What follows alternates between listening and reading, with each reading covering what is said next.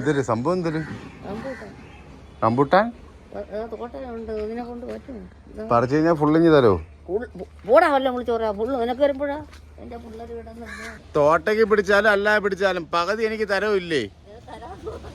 ഉറപ്പുണ്ടല്ലോ. പിന്നെ ഇത് പറിക്കണതിന്റെ പൈസ എത്ര വരും?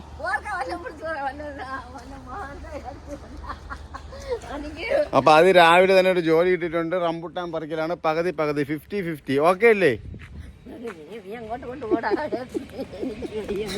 പകുതി നിങ്ങൾക്ക് തലയും ചെയ്യണം. നിങ്ങൾ തോട്ടം എടുക്കാനും വയ്യല്ലേ? ഫുള്ള് ലയങ്കമ്പിയാണ് കേട്ടോ. അപ്പൊ എറുത്തടിച്ച് കഴിഞ്ഞാല് ബാക്കി ഫുള്ള് ഉത്തരവാദിത്തം നോക്കിക്കോളണം. അറിയാല്ലേ? എറുത്തടിച്ച് ഞാൻ മരിക്കട്ടെന്നാ. അങ്ങനെ നീ പറിക്കണ്ട, അങ്ങനെ ഒക്കെ ചെയ്യണ്ടെന്നാണ് പറഞ്ഞത്. എനിക്ക് വേണ്ട, നീ പോ. ഓക്കെ, ഞാൻ ചോദിക്കും എറുത്തടിച്ചെത്തി വെള്ളവും കൊണ്ട് തരോ കുടിക്കാൻ? നീ അല്ലാണോ വടത്തോന്നാണ് കണ്ട നിന്റെ വായിൽ നീ കൊണ്ട് വെച്ചിട്ട് പൊയ്ക്കാണ്ടോ? നീ ഒന്നും പറിക്കണ്ട, ഒക്കും എന്നെ കൊണ്ട് പറ്റാത്ത കാര്യോ. കൊള്ളാം.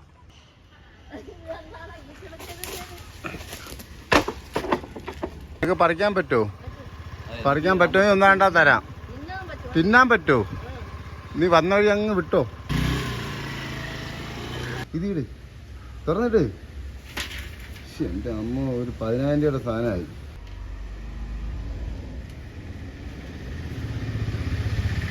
$60. ഒന്നുകൂടെ എണ്ണണോ? അപ്പൊ ഒരു കാര്യം 60 ആണെങ്കിൽ 20 എണ്ണം ശരി.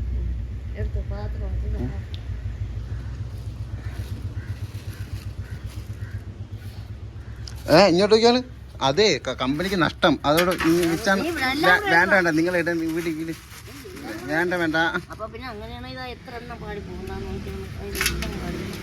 ഞാൻ ആകെ 10 എണ്ണം കുറച്ചാണ് എണ്ണിയേക്കണത്. ഇതാണ് നമ്മുടെ ക്ലബ്ബ് കേട്ടോ, phoenix arts and sports club.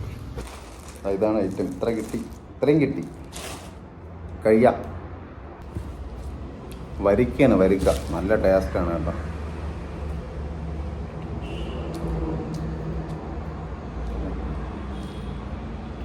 വരിക്കാന്ന് വെച്ച് കഴിഞ്ഞാൽ നമുക്ക് പൊളിച്ചെടുക്കാൻ പറ്റുന്ന ലെവലിലാണ്.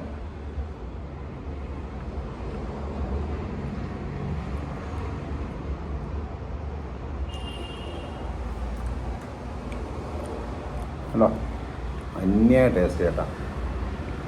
അതുകൊണ്ട് നമുക്ക് വരിക്കച്ചക്ക കഴിക്കാം. വരിക്കച്ചക്ക. അപ്പോൾ ഏതായാലും പരിപാടി കഴിഞ്ഞിട്ടുണ്ട്. ഏകദേശം ഒരു 10-20 റംബൂട്ടാൻ ഉണ്ടായിരുന്നു. ഉഷാറായിരുന്നു കേസ്. വയറ് ഫുള്ളായി. ഇന്നത്തെ ദിവസം ഉഷാരി. ബാക്കി തിന്നെ.